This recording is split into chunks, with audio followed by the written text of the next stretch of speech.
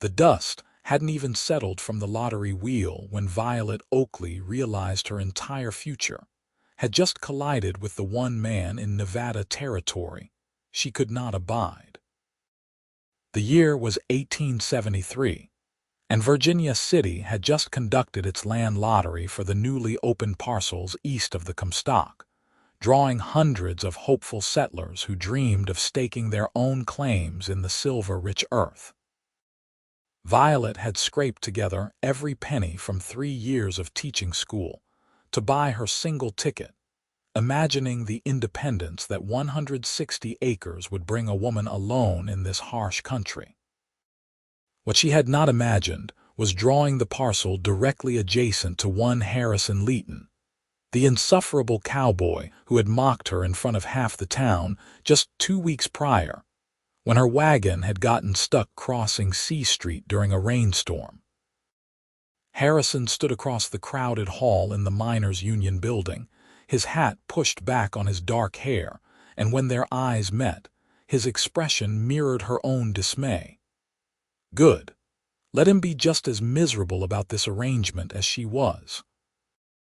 The man was everything she despised about the rough Western territories. Loud, crude, quick with a gun, and utterly dismissive of anyone who valued books over broncos. He had actually laughed when she had been struggling with her wagon, tipping his hat in that mocking way of his before finally condescending to help, all while making comments about city women who had no business trying to survive out here. She pushed through the crowd, clutching her claim certificate, determined to record it at the land office before she could second-guess this entire venture. The November air bit cold as she stepped outside, and she pulled her woolen shawl tighter around her shoulders. Virginia City sprawled across the mountainside in a chaos of wooden buildings, mine works, and muddy streets. She had lived here for 3 years now, ever since coming west from Philadelphia after her father's death, but she had always resided in town, boarding with the Methodist minister's family.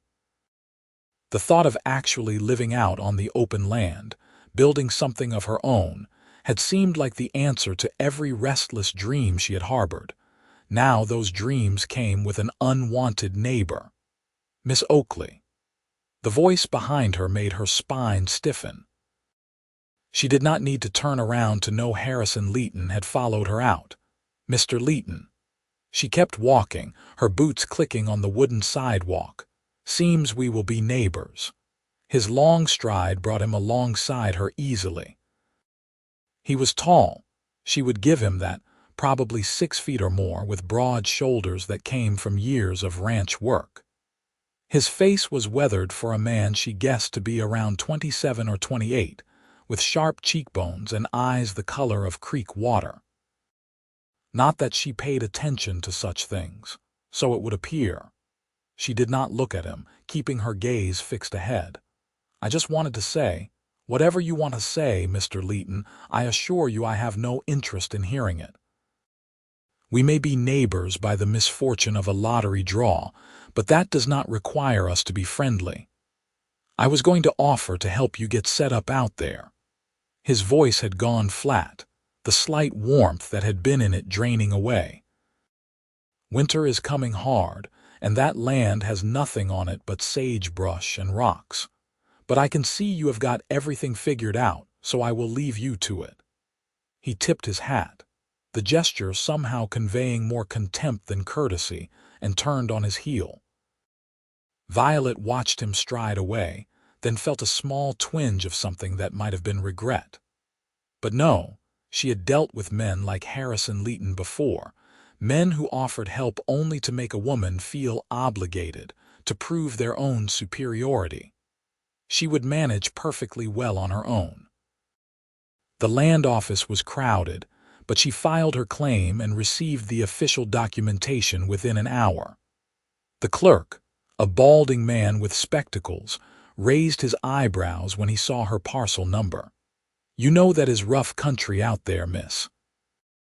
High desert, gets snow in winter, not much water except what you can catch or dig for. I am aware, Thank you." She tucked the papers into her bag and left before he could offer more unsolicited opinions about what a woman could or could not handle. Over the next week, Violet made her preparations. She gave notice to the school board that she would be taking a leave after the Christmas term to establish her homestead, and she began purchasing supplies with the last of her savings. A canvas tent that could withstand winter weather, a small iron stove, tools, seeds for spring planting, chickens, and 2 goats. The Reverend Miller's wife tried to talk her out of it over supper one evening. "Violet, dear, it is simply not safe for a woman alone. The land is 10 miles from town, and if something were to happen—" "Something happens to people in town all the time," Violet countered, cutting her roast beef with more force than necessary. "Just last month, there was that shooting in the saloon and the fire at the Mercantile. At least out there I will have only myself to worry about." "But the Indians," Mrs. Miller persisted, "and the wild animals. And what if you fell ill? The Paiute have been peaceful for years now, and as for illness, I have survived 24 years without any serious ailment. I will be fine." The Reverend cleared his throat. "We only worry because we care, Violet. You have been like a daughter to us these past 3 years." The kindness in his voice softened her defenses. "I know, and I am grateful, truly. But you must understand, this is my chance to have something of my own. I cannot teach school forever, and I will not marry simply for the sake of security. The land represents freedom. My own home, my own livelihood, my own choices. Please be happy for me." Mrs. Miller reached across the table and squeezed her hand. "We are, dear. Just promise you will be careful." Violet promised, though she wondered what being careful really meant when you were attempting something that half the territory thought was impossible. She saw Harrison Leighton again the following Saturday. He was loading supplies into a sturdy wagon outside the general store, and she could not help but notice he had significantly more resources than she did. Lumber, barrels of water, heavy tools, sacks of grain, and what looked like sections of a pre-built cabin. He caught her looking, and his expression remained carefully neutral. "Miss Oakley, Mr. Leighton." They stood there in awkward silence for a moment before he spoke again. "I am heading out to the claims tomorrow to start building. Weather is going to turn soon." "I am aware of the weather, thank you." "Right." He turned back to his wagon, and she thought the conversation was over, but then he paused. "Look, I know we got off on the wrong foot, but we are going to be living a quarter mile apart. It seems foolish not to at least be civil." "I can be civil without being friendly." "Fine." His jaw tightened. "But when your tent blows away in the first real windstorm, do not come knocking on my door asking for help. I would sooner freeze than ask you for anything. Good to know." He climbed into his wagon and snapped the reins, leaving Violet standing in the street with her cheeks burning.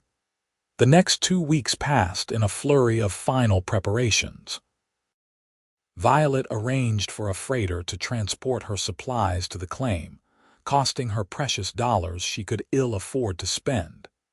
She purchased a rifle she barely knew how to use, and a horse that seemed only marginally interested in obeying her commands. The mare was a gray creature named Dove, and the stable owner assured her the animal was gentle and reliable. Violet was not entirely convinced, but she had little choice. She made her final trip to the claim 3 days before Christmas, riding Dove and following the freighter's wagon along the rutted road that led east from Virginia City. The landscape changed as they left the mining district behind, opening into high desert country marked by rolling hills of sagebrush and scattered juniper. Mountains rose in the distance, their peaks already white with snow. The air was cold and dry, and Violet could see her breath puffing in small clouds. When they reached the survey markers that indicated her claim, Violet felt a surge of emotion that surprised her. This land, rough and barren as it appeared, was hers. 160 acres of possibility. The freighter helped her unload her supplies, eyeing the canvas tent dubiously. "You sure about this, miss? That tent is not going to hold up if we get a bad blow. It will have to do for now." She paid him and watched as he drove away, the sound of the wagon fading until she was left in complete silence. The quiet was overwhelming at first. In town, there was always noise, the stamp mills pounding day and night, voices, wagons, the general commotion of humanity packed together. Here, there was only the whisper of wind through sagebrush and the occasional cry of a hawk overhead. Violet stood in the center of what would be her homestead and felt suddenly, terrifyingly small. Then she heard the sound of hammering. She turned and looked toward the northern boundary of her claim. Through the sparse vegetation, she could see the framework of a building rising against the sky. Harrison Leighton's cabin. Even from this distance, she could see he had made significant progress. The walls were already up, and he appeared to be working on the roof. She could make out his figure, hatless, moving with easy competence across the beams. Violet pressed her lips together and turned her back on the sight. She had her own work to do. Setting up the tent proved more challenging than she had anticipated.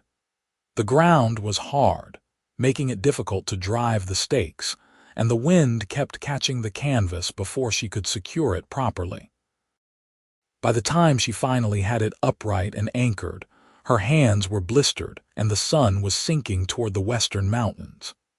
She managed to set up the small iron stove inside, venting the pipe through the tent's opening, and started a fire using the precious firewood she had brought. The chickens and goats were settled in a makeshift pen constructed from the materials the freighter had unloaded. As darkness fell, Violet ate a cold supper of bread and cheese, too exhausted to cook anything more elaborate. She could see a light from Harrison's direction, the warm glow of what must be a much more substantial fire. She firmly ignored it and crawled into her bedroll, pulling the blankets up to her chin.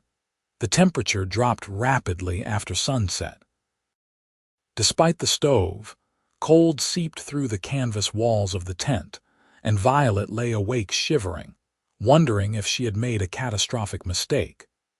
But pride was a powerful thing, and she would be damned if she would prove Harrison Leighton right by giving up after a single night.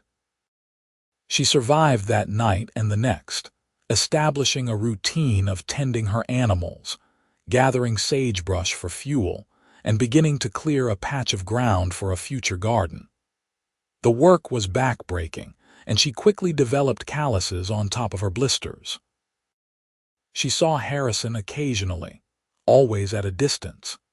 He seemed to be making remarkable progress on his cabin, and she caught glimpses of him riding his buckskin horse across his property, checking fence lines he was installing.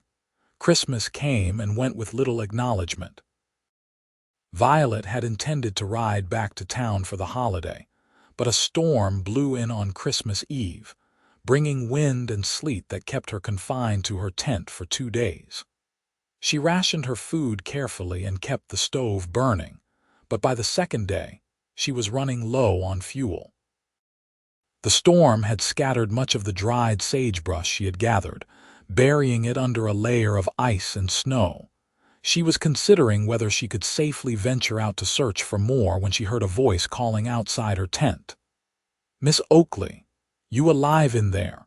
Harrison Leighton. Violet's first instinct was to ignore him, but the cold was becoming dangerous, and she was not fool enough to let pride kill her. "I am fine," she called back, her voice embarrassingly weak. "You do not sound fine. I am coming in." Before she could protest, the tent flap opened, letting in a blast of frigid air along with Harrison. He was bundled in a heavy coat and thick gloves, his hat covered in ice. He took one look at her huddled by the barely warm stove and his expression darkened. "How long has your fire been like that? I ran out of fuel. Jesus, woman." He looked around the tent, taking in her dwindling supplies. "You will freeze to death out here." "I will manage." "No, you will not." He moved toward her and she instinctively drew back. He stopped, holding up his hands. "I am not going to hurt you, but you need to come to my cabin until this storm passes. You can hate me all you want from in front of a warm fire, but I am not going to stand by and let you freeze out of stubbornness. I do not need your charity." "It is not charity, it is basic human decency. Something you might try sometime." His voice was sharp, and she could see genuine anger in his eyes. "I may be a crude cowboy, but at least I have enough sense to come in out of a storm." The insult stung, perhaps because it was partially deserved. Violet looked at her pathetic fire, at the ice forming on the inside of the tent walls, and felt her resolve crumble. "Fine. But only until the storm passes." "I would not want you any longer than that," he muttered. But he helped her gather her essential belongings and bundle up in her warmest clothes. The walk to Harrison's cabin was brutal despite the short distance. The wind cut through her layers, and the ice made footing treacherous. Harrison kept a firm grip on her arm, steadying her when she slipped. By the time they reached his door, Violet could barely feel her feet. The inside of the cabin was like stepping into paradise. A large stone fireplace dominated one wall, filled with burning logs that threw blessed heat into the space. The cabin was a single large room, well built with tight joints that kept out the wind. She could see a bed in one corner, a table and chairs, shelves stocked with supplies, and even a cookstove along with the fireplace. "Sit." Harrison guided her to a chair near the fire. He disappeared for a moment and returned with a heavy quilt, which he draped around her shoulders. Then he poured something from a kettle into a tin cup and pressed it into her hands. "Drink." It was coffee, strong and hot, and Violet thought she had never tasted anything so wonderful. She sipped it slowly, feeling beginning to return to her fingers and toes with painful prickles. Harrison busied himself with something at the stove, not looking at her. "Thank you," she finally said, the words difficult but necessary. "You are welcome." He still did not turn around. "There is stew on the stove if you are hungry." She was ravenous, actually, having rationed her food to the point of near starvation. That would be welcome. He served her a bowl of venison stew, thick with vegetables and rich with flavor. Violet ate slowly, trying to maintain some dignity, but she was so hungry that she finished it quickly. Harrison refilled her bowl without comment. They ate in awkward silence, the storm howling outside. When she had finished her second helping, Violet felt almost human again. She studied the cabin more carefully, noticing the craftsmanship in the construction, the practical organization of the space. "You built this yourself," most of it, had some help with the roof beams. He was cleaning the dishes, his back to her. "It is very well done." "Thank you." He paused, then turned to face her. "Look, I know you think I am some ignorant cowboy, and maybe I am. But I have been living on my own since I was 15. I know how to survive out here. And I know that you, for all your schooling and city ways, do not. That is not an insult. It is just fact." Violet bristled. "I have managed perfectly well so far." "You have managed to nearly freeze to death in a tent in the middle of winter. That is not managing well." "I would have been fine." "No, you would not have." He sat down across from her, his expression serious. "Miss Oakley, I do not know what I did to make you dislike me so much, but I am going to be straight with you. Winter out here is deadly. That tent is not going to protect you. You need a real shelter, and you need it soon. I cannot afford to build a cabin. I spent everything I had on the claim and supplies. Then you should not have filed on the claim." The blunt words hit like a slap. Violet felt tears prick her eyes, which only made her angrier. I had as much right to file as anyone. The land was open to all comers. Having the right to do something and having the ability to do it safely are two different things. So you think I should just give up, sell my claim and go back to town, admit that I was too weak and foolish to make it work? I think you should be practical. Practical. Violet stood up, the quilt falling from her shoulders. You know what practical is for a woman like me? Marrying some man I barely tolerate so I have a roof over my head and food in my belly.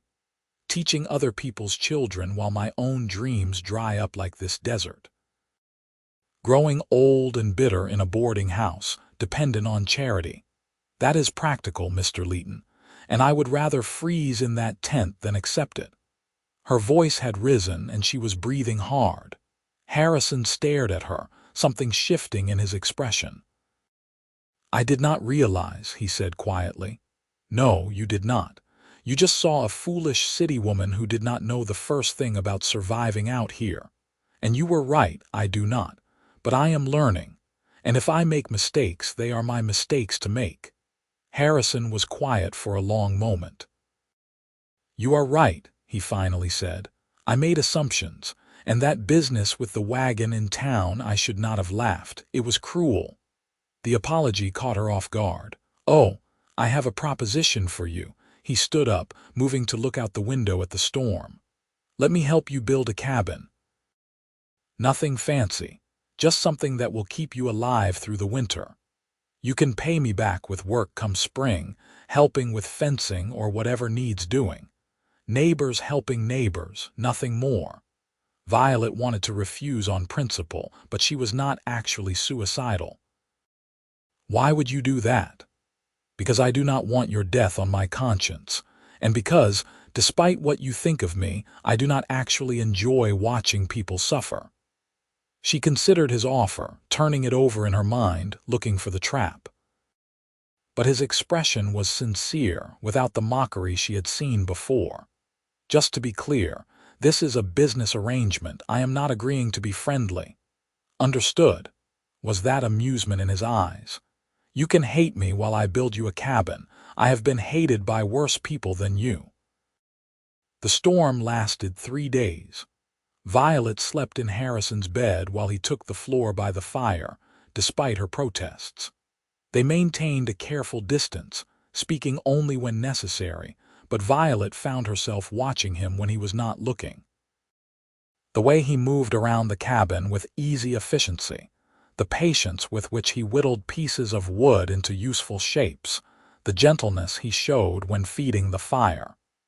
These were not the actions of the crude man she had assumed him to be.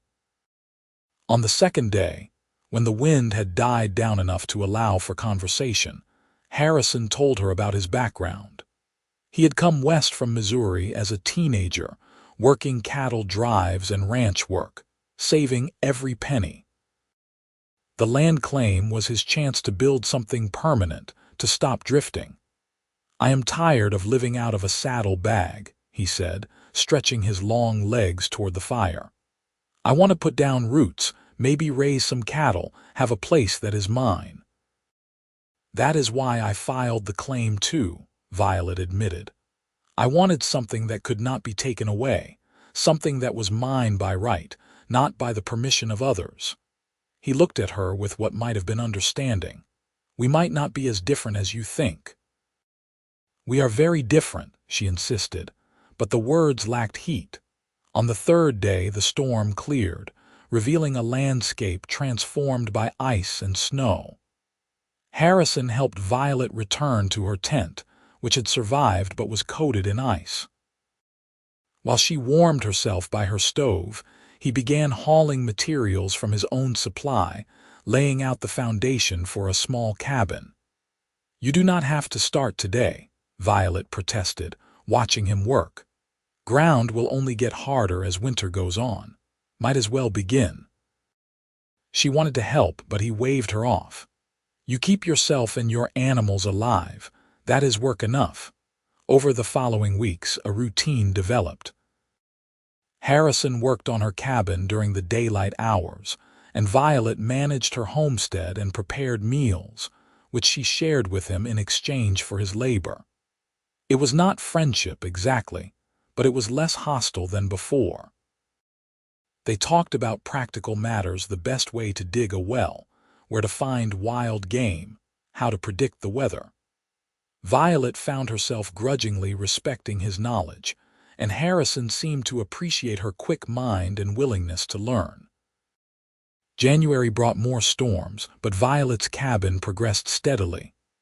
Harrison was a skilled builder, and he taught her as he worked, showing her how to notch logs properly, how to chink the gaps to keep out wind, how to build a fireplace that would draw well. She learned to handle an axe without dropping it on her foot, how to split wood along the grain, how to measure and cut with precision. One afternoon in late January, they were working on the cabin's door frame when Harrison suddenly laughed. "What is funny?" Violet asked, holding the frame steady while he hammered. "I was just thinking about how you said you would rather freeze than ask me for help." "I did not ask. You insisted." "True." He drove another nail home with 3 solid strikes. "But you are not freezing." "No," she admitted. "I am not." He looked at her then, really looked at her, and something in his expression made her heart skip unexpectedly. She turned away, focusing on the frame. "Tell me about Philadelphia," he said after a moment, returning to his work. "What was it like?" She talked as they worked, describing the city where she had grown up, the daughter of a schoolmaster. She told him about the libraries and theaters, the cobblestone streets and brick buildings, the sense of history that permeated everything. But she also told him about the constraints, the expectations for women, the way her father's death had left her with nothing but a small inheritance that would not last a year. "I had a choice," she said, handing him another nail. "I could stay and become a governess in some wealthy household, or I could take the teaching position out here. It seemed like an adventure at the time."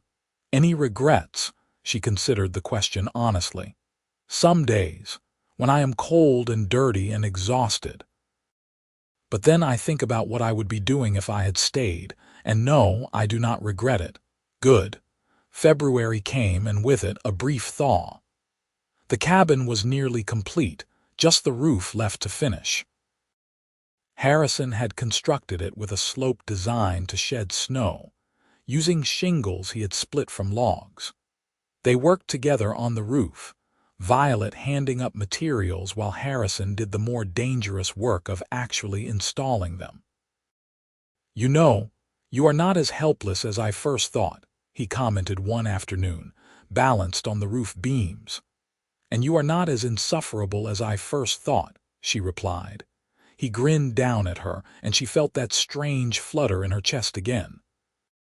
When had his smile started affecting her like that? The cabin was finished on Valentine's Day, though neither of them mentioned the significance of the date. Harrison helped her move her belongings from the tent, and Violet felt a swell of pride as she looked around her new home. It was small, just a single room like Harrison's, but it was solid and warm and hers. "I cannot thank you enough," she said as Harrison prepared to leave. "You can thank me by surviving the rest of the winter." He paused at the door. "And by remembering that you owe me a spring's worth of work." "I remember." He looked like he wanted to say something more, but instead he just nodded and left. Violet watched through her new window as he walked back toward his own cabin, and she felt oddly lonely once he was gone. The rest of February passed quietly. Violet saw Harrison less frequently now that the cabin was built, though he occasionally stopped by to check on her. She told herself she was not waiting for these visits, but she noticed that she had started taking more care with her appearance, pinning her dark hair more neatly, wearing her better dress even for chores. March arrived with more storms, but spring was coming. Violet could feel it in the slowly warming air, in the way the ice began to melt during the day even though it refroze at night. She began planning her garden, sketching layouts on precious paper, dreaming of vegetables and perhaps even some flowers. One morning in mid-March, she heard a commotion from her animal pen and went out to investigate. One of her goats had somehow gotten tangled in the fence, and the chickens were scattered everywhere, squawking in distress. She was struggling to free the goat without getting kicked when Harrison appeared. "Need a hand. The damned goat is stuck, and I think something spooked the chickens." She was breathless and frustrated, her hair falling out of its pins. Harrison calmed the goat with a quiet competence that Violet envied, freeing it from the fence and checking it for injuries. Then he helped her round up the chickens, chasing down the last stubborn hen with a patience that made her smile despite her frustration.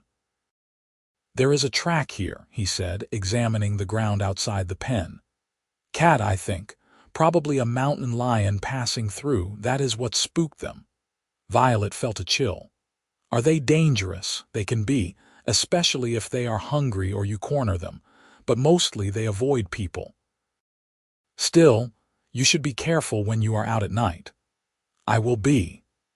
They stood there in the morning sun, and Violet became acutely aware of how close he was standing, the way he was looking at her. She realized her hair was a disaster, her dress muddy from wrestling with the goat, and she probably smelled of animal and sweat. But Harrison did not seem to mind. "Violet," he said, and it was the first time he had used her given name. "I have been thinking." "About what?" "About how I was wrong about you, about how you are one of the strongest people I have ever met." He took a breath. "And about how I might have developed feelings that are not exactly neighborly." Her heart was pounding. "Harrison, you do not have to say anything. I just wanted you to know. Because spring is coming, and you will pay off what you owe me in work, and then we will just be neighbors with no reason to see each other, and I did not want to let that happen without telling you how I feel." Violet stood frozen, a dozen thoughts racing through her mind. When had this happened? When had her hatred turned to grudging respect, and then into something more? Was it the day he had saved her from the storm? Or the long afternoons working on the cabin together? Or had it been gradual, so slow she had not noticed until this moment when he was standing before her with his heart in his eyes?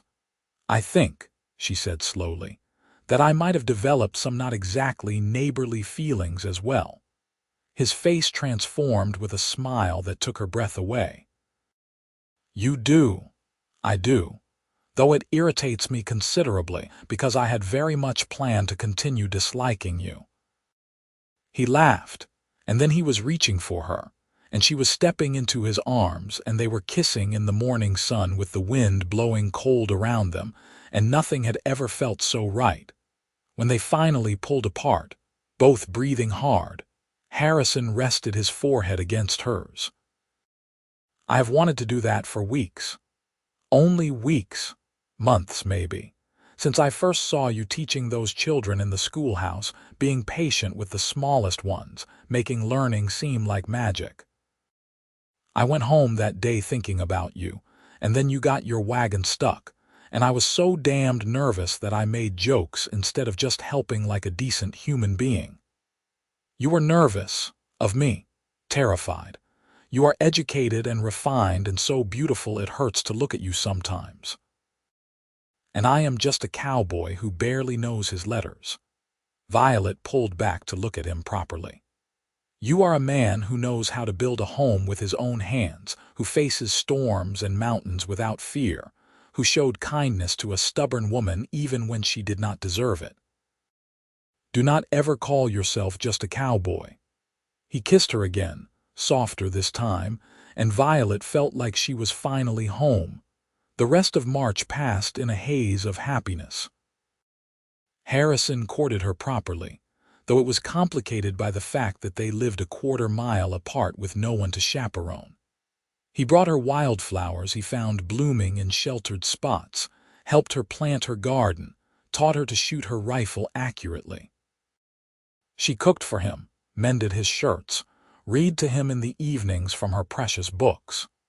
He was, as he had said, not particularly educated, but he was intelligent and curious, asking questions about everything she read, remembering details, making connections. "I went to school for maybe 3 years total," he admitted one evening as they sat outside her cabin watching the sunset. "My father died when I was young, and my mother needed me to work. By the time she passed when I was 15, I was too old and too busy surviving to worry about books." "Would you like to learn?" Violet asked. "I am a teacher after all." His expression was vulnerable in the fading light. "You would not mind. I would be honored." So they added lessons to their routine. Violet taught him to read more than just simple words, to write in a clear hand, to do sums and figures. He was a dedicated student, practicing by firelight long after she had gone home. She fell more in love with him every day, watching him struggle through difficult passages with determination, seeing his face light up when he finally understood a concept. April brought true spring. The snow melted, the sagebrush turned green, and wildflowers carpeted the hills in waves of color. Violet's garden began to sprout, tender green shoots pushing through the earth. Harrison's cattle arrived, driven up from California, 20 head to start his herd. They worked together to build more fences, to establish water sources, to create the infrastructure of 2 working homesteads. One evening in late April, as they sat on Harrison's porch watching the stars come out, he took her hand. "Violet, I know we have not known each other long, not really. And I know I said I would not rush you or push for anything you are not ready for, but I need you to know that I love you. I love your strength and your stubbornness, and the way you refuse to give up even when everything is against you. I love how you see the best in people, even in someone who was cruel to you. I love your mind and your laugh and the way you sing to your goats when you think no one is listening." Violet felt tears sliding down her cheeks. "I love you too. I think I started loving you the day you showed me how to notch logs, and you were so patient even though I kept doing it wrong. Or maybe it was before that, the day you came to get me from the tent during the storm. I do not know exactly when it happened, but Harrison, I cannot imagine my life without you in it now. Then marry me." He slid off the porch step and knelt in the dirt before her. "I do not have a ring yet, but I will get you one. I will get you whatever you want. Just say you will be my wife." "Yes," she laughed through her tears. "Yes, of course, yes." He stood and pulled her into his arms, spinning her around while she laughed and cried at the same time. When he set her down, they were both grinning like fools. "We should go to town," Harrison said. "Tell people, make it official." "Tomorrow," Violet agreed. "Tonight, I just want to be here with you." They sat together under the stars, making plans. They would keep both homesteads, building them into a single working ranch. They would marry as soon as possible, maybe in June when the weather was fine. They would build a life together in this hard, beautiful country, facing whatever came as partners. The next day, they rode to Virginia City together. The town was busy with spring activity, and more than a few people stared at the sight of Violet Oakley and Harrison Leighton arriving together, clearly more than just neighbors. They went straight to the Reverend Miller, who greeted them with surprise. "Violet and Mr. Leighton. This is unexpected. Reverend Mrs. Miller, I would like to introduce you to my fiancé." Violet could not keep the joy out of her voice. Mrs. Miller looked shocked.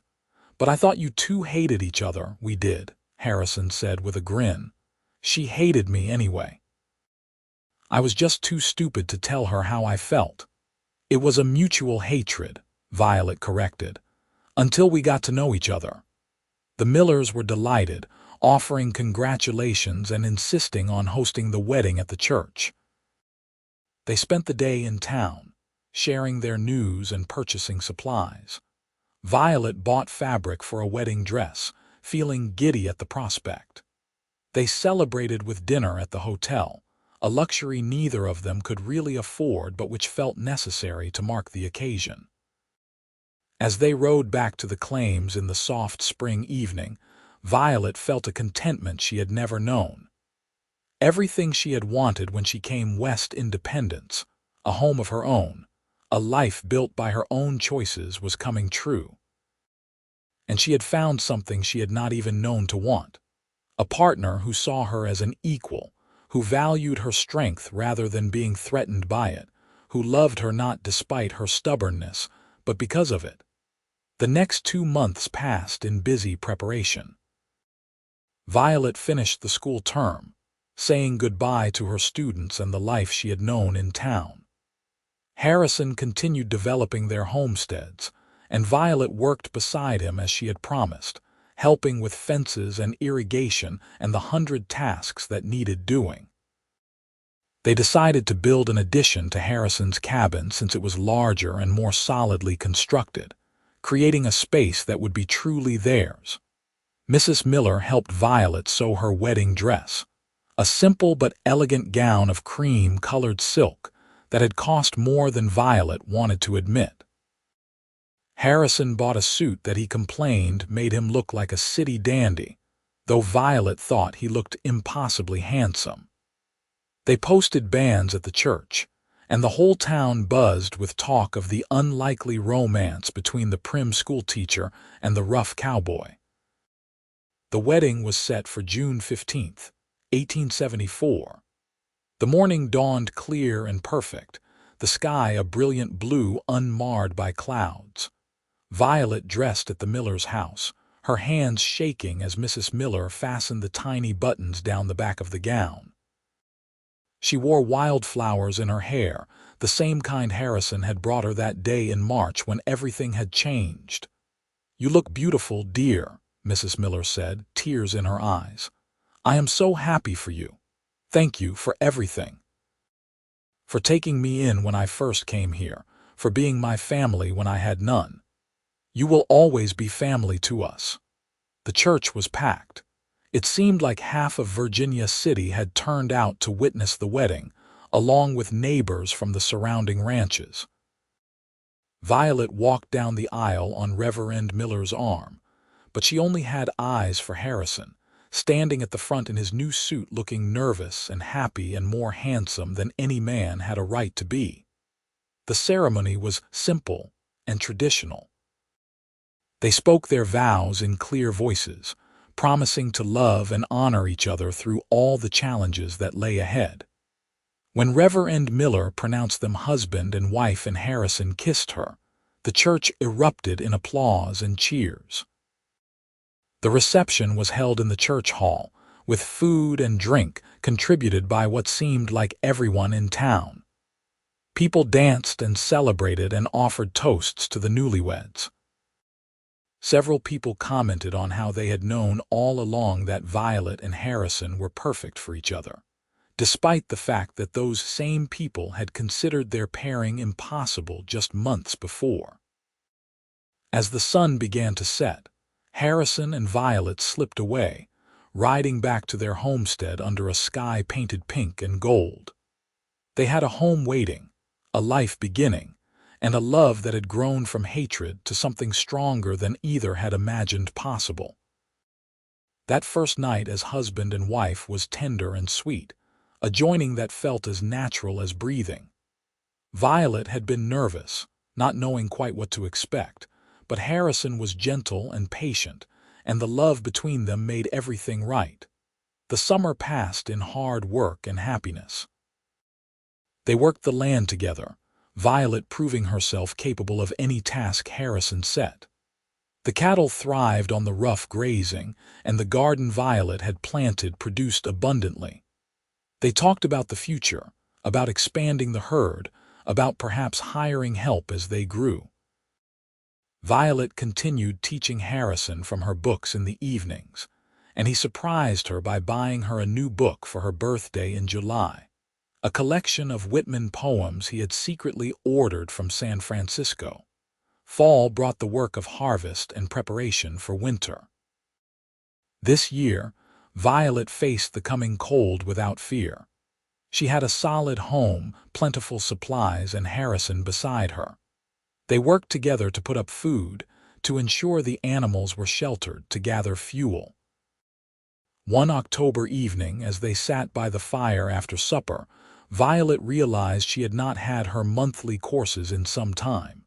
She did some quick calculation and felt a flutter of nervous excitement. "Harrison," she said carefully, "I think I might be with child." He looked up from the bridle he was mending, his expression transforming from surprise to wonder. "Truly, I think so. It is early yet, but the signs are there." He crossed to her in 2 strides, kneeling beside her chair and taking her hands. "How do you feel? Are you well?" "I am perfectly well. A bit tired, perhaps, and food smells strange sometimes, but otherwise fine. We should get the doctor from town to confirm it, in time. For now it is just between us." He rested his hand gently on her still flat stomach, his expression full of awe. "A baby, our baby. Are you happy?" "Happier than I have ever been in my life." The pregnancy was confirmed in November by the doctor, who proclaimed Violet healthy and the baby due sometime in late May or early June. Winter passed slowly, with Violet growing larger and Harrison growing more protective. He worried constantly, fussing over her, trying to prevent her from doing any heavy work. She bore his concern with patience, understanding it came from love, though she drew the line when he suggested she should stay in bed for the entire pregnancy. "Women have been having babies since the beginning of time," she reminded him. "I am not an invalid. I know, but you are carrying precious cargo. I am carrying your child, who is already as stubborn as both of us combined, judging by how much this baby kicks." Spring came again, their second spring on the claims. The land was greening, the cattle were calving, and Violet's belly was round and tight. She moved more slowly now, uncomfortable but still insistent on doing her share of the work. Harrison compromised by taking over the heaviest tasks, while letting her manage things like the garden and the chickens. The baby came on a warm June night, arriving with surprising speed after a day of labor that left Violet exhausted but triumphant. Harrison had ridden for the doctor, but the baby did not wait, born into the hands of a neighbor woman who had some experience with birthing. Harrison returned with the doctor just in time to be handed his newborn son, a red-faced, squalling infant with a surprising amount of dark hair. "A boy," Harrison said in wonder, looking down at the tiny person in his arms. "We have a son." "Hello, little one," Violet whispered, reaching out to touch the baby's soft cheek. "We have been waiting for you." They named him Henry James Leighton, and he was the light of their lives. Harrison proved to be a devoted father, walking the floor with the baby when he fussed, changing nappies without complaint, marveling at every tiny yawn and stretch. Violet recovered from the birth quickly, and soon their lives had adjusted to include this small, demanding person who had them both wrapped around his tiny fingers. The years that followed brought challenges and joys in equal measure. Droughts tested their water supplies. Harsh winters killed cattle. Raiders stole some of their herd one hard year, but they faced everything together, their partnership growing stronger with each obstacle overcome. The ranch prospered slowly but steadily. They added more cattle, improved their buildings, dug a proper well. Violet started a small school on the ranch for the children of neighboring homesteaders, teaching in the mornings while Henry napped. Henry was joined by a sister, Margaret, when he was 3, and then 2 years later by another brother, Thomas. The cabin was expanded again and again to accommodate their growing family. Violet sometimes thought about the angry, proud woman she had been that day at the land lottery, convinced she would hate Harrison Leighton forever. That woman seemed like a stranger now. One evening when she was 32 and Harrison 35, They sat on the porch watching their children play in the yard. Henry was 10, tall and serious like his father. Margaret was 7, bright and chattering like her mother. Thomas was 5, a wild combination of both his parents' traits. "Do you ever regret it?" Harrison asked, reaching over to take her hand.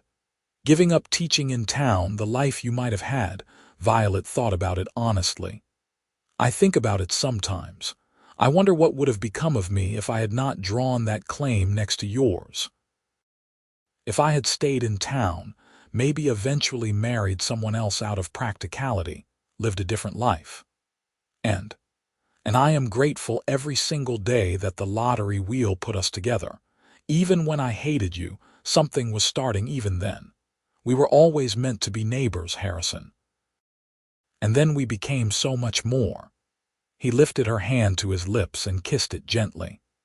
"I fell in love with you the first time I saw you, did you know that? You were in the schoolhouse and the door was open, and I heard your voice reading something about stars. I looked in and saw you there with all those children gathered around, and you were making the words come alive for them. I knew right then that you were someone special. And then, when your wagon got stuck, I was so nervous I acted like a fool." "You did act like a fool," she agreed with a smile. "But so did I. I was so determined to prove I did not need anyone, especially not some cowboy who made me feel things I did not want to feel. And now I know that needing someone is not weakness, that letting yourself love and be loved is the bravest thing you can do." They sat in comfortable silence, watching the sun set over their land. The same land that had brought them together through the random spin of a lottery wheel. The same land they had built into a home through work and determination and love. Margaret came running up to the porch. "Mama, Papa, look what Henry found." She held out her hands to show them a horned toad sitting calmly on her palm. "Very impressive," Harrison said seriously, "but you need to put him back where Henry found him before supper." "Can I show Thomas first?" "Yes, but gently. You know how he is with animals." Margaret ran off, and they heard her calling for her youngest brother. Harrison chuckled and pulled Violet closer. "3 children," he marveled. "Sometimes I cannot believe this is my life." "Our life," she corrected. "Our life," he agreed. As darkness fell, they called the children in for supper. Around the table, with the children chattering about their day and Harrison meeting her eyes with that look that still made her heart skip, Violet felt a peace that went bone deep.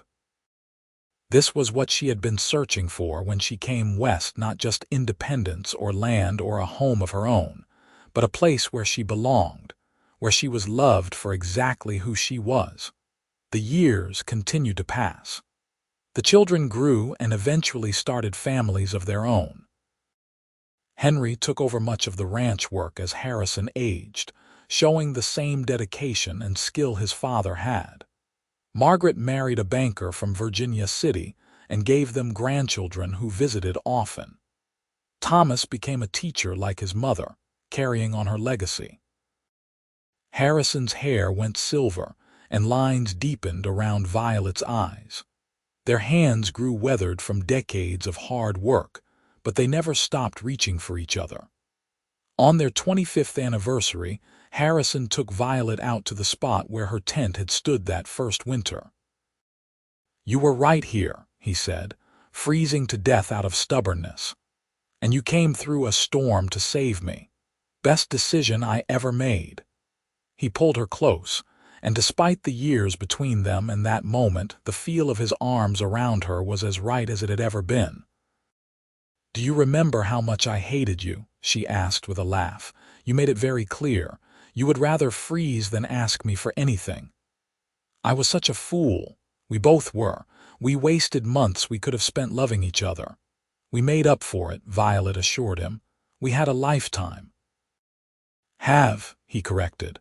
"We still have more time." And they did. Years more of watching sunsets together, of working side by side, of building a legacy that would last long after they were gone. The ranch thrived under Henry's management, growing into one of the most successful operations in the territory. Their grandchildren and great-grandchildren played in the same dirt where Violet and Harrison had struggled to survive that first hard year. When Harrison was 68 and Violet 65, they sat together on the porch one last time. Harrison had been ill for some months, and they both knew his time was growing short, but there was no fear in his eyes, only peace. "Thank you," he said, holding her hand as he had 1,000 times before, "for giving an ignorant cowboy a chance, for loving me even when I did not deserve it, for building this life with me. Thank you for seeing past my anger to what I really was, scared and alone and pretending to be strong. Thank you for teaching me that strength is not about refusing help, but about being brave enough to accept it. I love you, Violet Leighton, from that first day to this moment and beyond. I love you too, Harrison, always." He died that night, peacefully in his sleep, and Violet held his hand until the very end. She grieved deeply, but she did not regret. They had been given something precious, a love that had transformed both their lives, that had started with hatred and grown into something beautiful and enduring. Violet lived another 5 years, surrounded by family, still teaching the occasional student, still tending the garden she had planted so many years before. When her time came, her last thoughts were of Harrison, of that day when he had walked through a storm to save her, of all the days that had followed. They were buried side by side on a hill overlooking the land they had claimed and built into a home. The marker read, "Harrison Leighton and Violet Leighton. The lottery made them neighbors. Love made them family." Their great-granddaughter, reading those words years later, asked what it meant. Her grandmother Margaret, now old herself, smiled and told the story. About 2 stubborn people who had hated each other on sight. About a hard winter and a tent, and a man who refused to let his neighbor freeze. About lessons and laughter and learning to love. About a life built together through determination and partnership and devotion that never wavered. "They were lucky," the great-granddaughter said when the story was done. "Yes," Margaret agreed, "but they were also brave. Brave enough to let go of pride and anger, brave enough to love. That is what made all the difference." The wind blew across the hillside, rustling through the grass that grew over 2 graves. The land that had brought Violet and Harrison together still stood, passed down through generations, a testament to what they had built. Not just a ranch or a home, but a legacy of love that had started with the spin of a lottery wheel and a hatred that transformed, season by season, into something neither of them could have imagined. From winter's cold animosity to spring's thaw and beyond, through all the seasons of their lives they had walked together. Neighbors first, then friends, then partners in all things. The land lottery had given them proximity. The brutal winter had given them necessity. But it was their own choices, their willingness to see past their assumptions and prejudices, their courage to be vulnerable, that had given them love. And in the end, that love had made all the difference. It had turned 160 acres of barren desert into a thriving ranch. It had transformed 2 lonely, angry people into partners who faced the world together. It had created a family that spanned generations, all descending from a schoolteacher from Philadelphia and a cowboy from Missouri who had hated each other, until spring taught them otherwise. The ranch still stood, a working operation run by their descendants, each generation adding to what Harrison and Violet had started. And on quiet evenings, when the wind blew just right, you could almost hear them, the sound of laughter from the porch, the murmur of voices reading by firelight, the gentle words of 2 people who had found in each other everything they had been searching for.